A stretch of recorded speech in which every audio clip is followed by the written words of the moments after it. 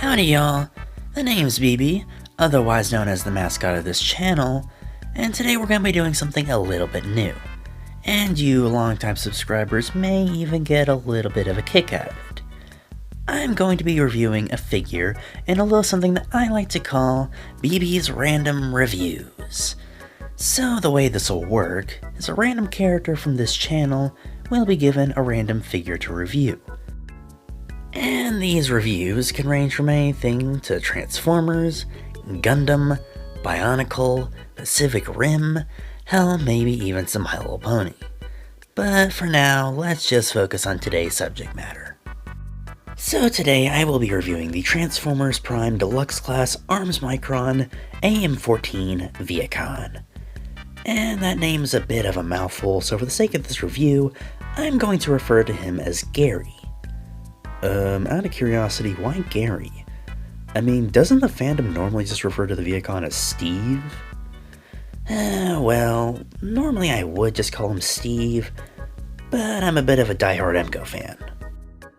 So anyways, due to this being an Arms Micron figure, there are going to be a few differences between it and the original release of the mold.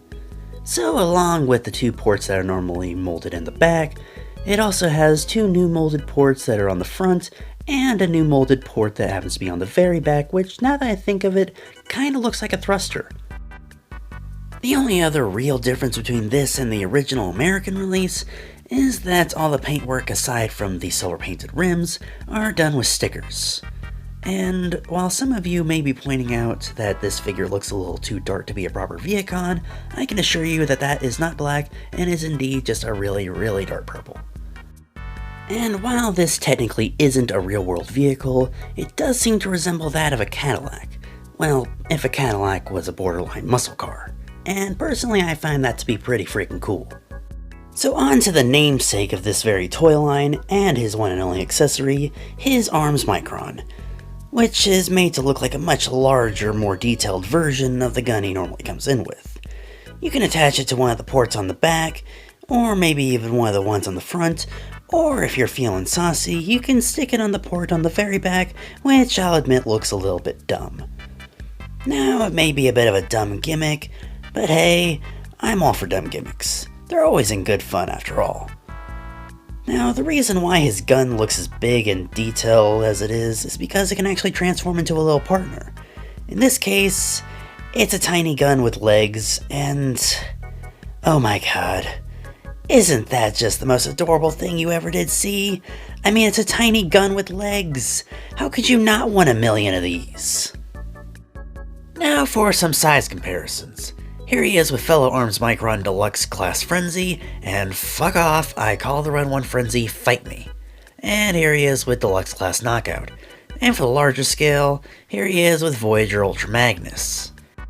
And for some RID characters, here he is with Warrior Class Steeljaw, Warrior Class Thermidor, which in vehicle mode kinda looks like Gary, and Warrior Class Bumblebee, just because.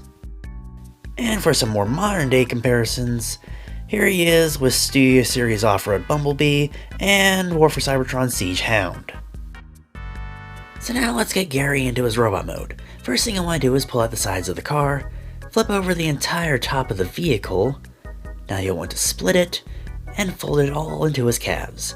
Now flip over the feet, and stand him up. Now that we have him here, fold back the leg panels, untap his arms, and pull them down. Flip out his hands, and lastly, pull up and over the back panel and reveal his head. And here we have Gary in his rather gorgeous robot mode. And yeah, it doesn't necessarily color match what we actually see in the show. I'd be damned if I didn't mention how this is one of the sexiest deluxe robot modes we've gotten in the past decade. Now on to the articulation. Head is on a ball joint with a pretty good range of motion.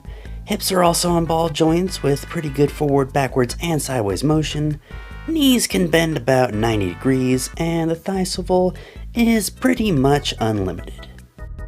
And while all that movement is rather decent, the articulation really shines once you get to his arms.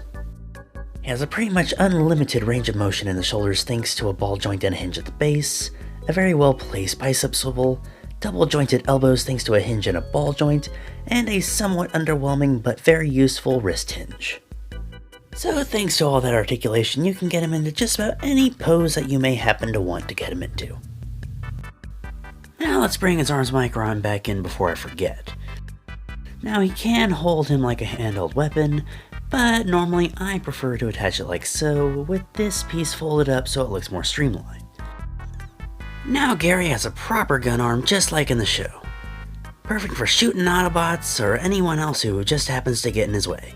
Good on you, Gary. Good on you. So now let's compare him to some other fellow Prime figures. Here we have Arms Micron Deluxe Frenzy, Deluxe Autobot Knockout, Voyager Ultra Magnus, and Voyager Starscream. And for some RID comparisons, here we have Warrior Class Skywarp, Soundwave, Fracture, Thermidor, Quillfire, and Steeljaw. And now for the modern day comparisons, we'll bring back Studio Series Off-Road Bumblebee and Siege Hound. And dang, these figures really are getting a lot smaller and more expensive. So overall, would I recommend Gary? I mean, yeah, he's a pretty fun figure, fun to mess with, fun to transform, and for the most part accurately represents what you see on screen. And yeah, the figure is nearly a decade old now, but I say the figure still holds up. And if you happen to want a Gary of your own, you do definitely have some options. But these days, aftermarket prices aren't exactly the most kind on one's wallet, so just spend your money responsibly. But me being a longtime Prime fan, I one day vow to own at least one copy of every version of this mold, no matter the cost. Hey guys, been a couple years since I actually made a toy review, hasn't it? And while those old toy reviews may no longer exist, I still enjoyed making them. So I decided to make this one, and even though it didn't necessarily end up the way I wanted it, I still enjoyed it. Hope you guys enjoyed it too. And with that, I'll see you guys next time.